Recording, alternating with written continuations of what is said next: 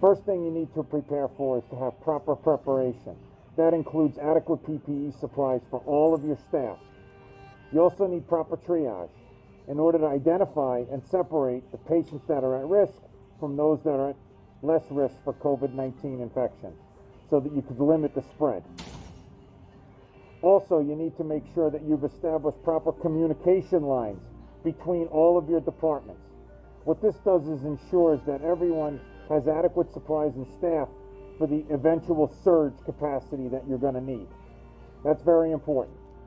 You also need to make sure that you set up in advance your proper treatment and testing areas.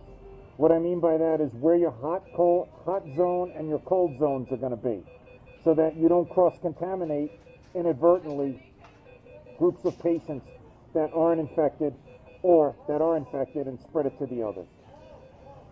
A no visitor policy is very helpful because that limits exposure, both bringing into the hospital and taking out from the hospital facility. Now, piggybacked on that, you need to make sure you're going to have to identify in advance which staff members are going to communicate with the patient's families, because patients' families are not going to be able to get information unless you've established proper communication lines. And who exactly is going to call those folks? If you remember my last name, Patti, P-A-T-T-I. What does that stand for? Protection, all the time, imperative, or important, or indicated. That includes proper respiratory mask, proper face shield to protect your eyes and your mucous membranes. I also wear a one-piece suit when I'm in the hot zone.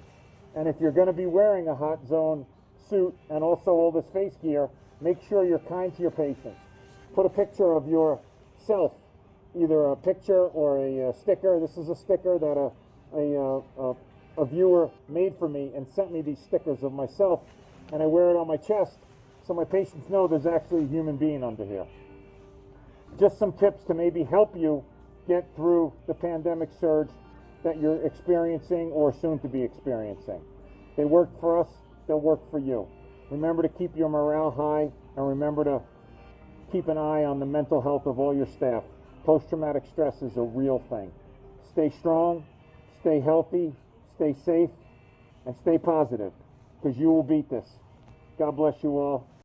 Hey, NBC News viewers, thanks for checking out our YouTube channel. Subscribe by clicking on that button down here, and click on any of the videos over here to watch the latest interviews, show highlights, and digital exclusives. Thanks for watching.